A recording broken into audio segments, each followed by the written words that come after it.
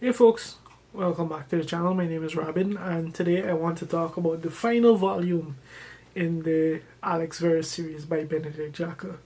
This series has been an absolute blast from start to finish. It's bittersweet to now have the final book behind me, and this is an incredible series.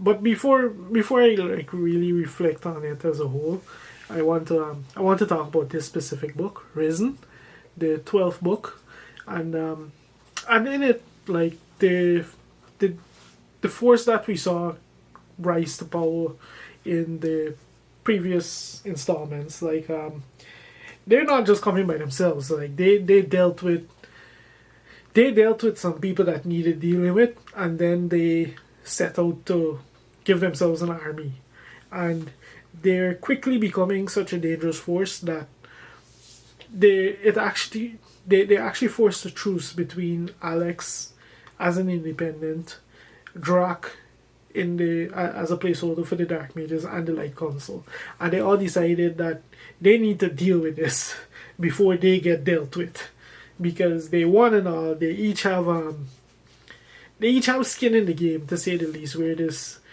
force is concerned, and in the same way that other people got dealt with, they could end up getting dealt with if they're not careful. So there's that, and the the way they decide to deal with this problem is to go and beard the lion in its den, essentially, and basically invade the Shadow World, where this force is taking up residence and is building their force, and it's an all-out assault, full frontal force war, and to say this is the most explosive book of the series, it is pretty much. I think it's a given. It is the final book in the series. We do have to end with a bang. I don't think I'm spoiling anything there. And more than likely, if you're watching a discussion on the 12th book in the series, like, you've already read this book and you want to know what other people think about it anyway. So yeah, but so there's this temporary truce, but of course, like, each faction has its own agenda. They have their own priorities, and not everyone, and Alex cannot count on them to help him succeed in what his objectives are.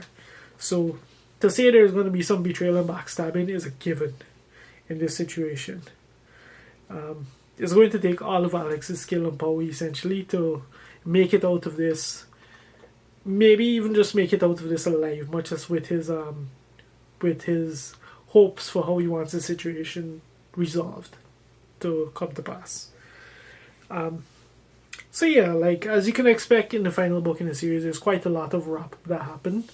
I think Benedict Jacka handles this quite magnificently. This finale to the series, he started wrapping things up in the previous book, which gave us some of the best moments of that book. And in this one, like, he kind of furthered that. The entire series, over the course of the entire book, things get slowly addressed that needed addressing, and of course we have one big sequence in which things get dealt with furiously, fatally, and finally. And it was cool. I think it was well handled. Honestly, with the series this hyped and this intense, and I'm not sure if he could have done a better job. Like, the thing is, the final confrontation, since in book one I called it, like, we always knew this would boil down to a conflict between Alex and his former master. They need to address their past. So, like, pretty much since Drac's name was mentioned in book one, like, we knew it was going to boil down to a fight between the two of them. And there was, honestly, I don't think there was ever really going to be like a truly extremely satisfying way of doing it. It was good. It was good, but, like, did it blow my mind or that kind of thing? No, but it was satisfactory. Like, it ended things about as well as I could reasonably expect them to end. Honestly, it wasn't even the highlight of this finale. Like, pretty much everything before it was pretty much the best part of this book for me. Like that particular conflict coming to an end just kind of felt like a thread that needed to be wrapped up, and not so much like this climax of the series, which it true with intent it kind of is supposed to be, right? Um, but yeah, um, it was a great book overall. Great ending to what's been a phenomenal series for me. Um, when I picked the series up, I did not expect to enjoy it as much as I have, and like at the end of the day, this is very much an urban fantasy series. It can't be helped to compare it to the granddaddy of the series, Dresden, but for me, like the fact that Benedict Jacka can end the series on a high at book 12, where the story needs to end, and not prolong it past itself by sell by date. In many ways, I would rank this almost superior to Dresden in that regard, because let's be real, Dresden peaked at a certain point, and since then the books have been okay. They've been fun, but it's a high that they're not approaching again. Not with what we've seen since, and thankfully Benedict Jacka was wise enough to say he's going to end things when they peak, and for me, like that overall, that just makes this series, in that regard, that just makes the series that much more powerful, that much more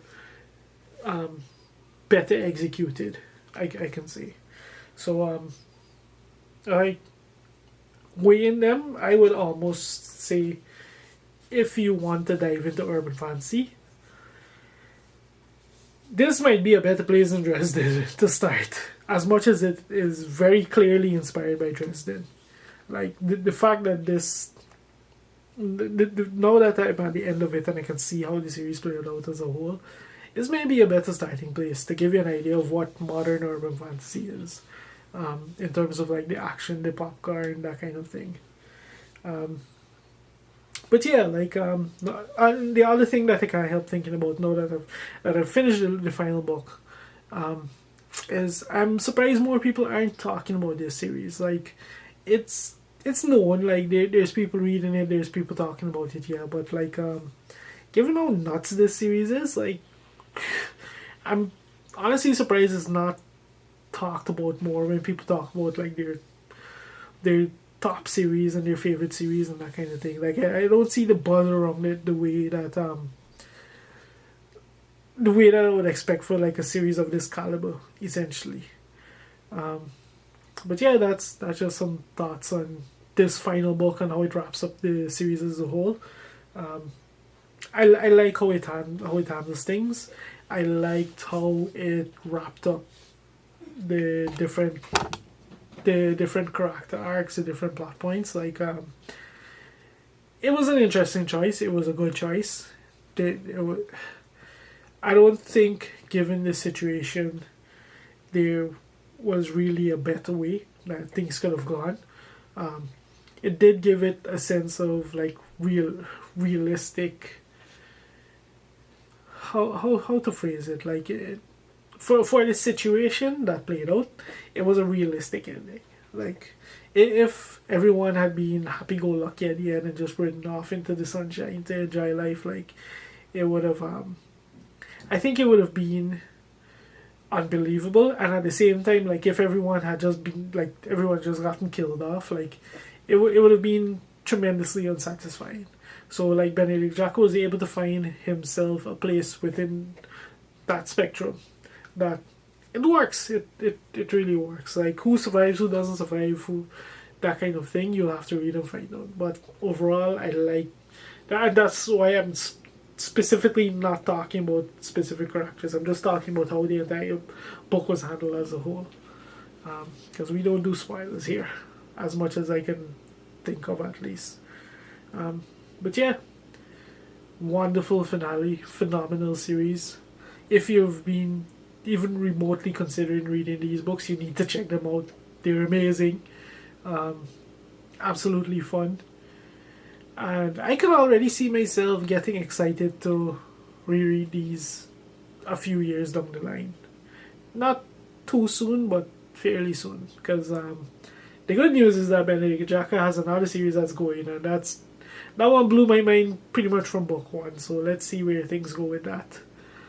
So I'll get my Jacka hit now and then. But yeah, that's all I have to say about Risen and about the Alex Verge series as a whole. If you've made it this far into the video, thank you very much for watching, and I'll see you next time.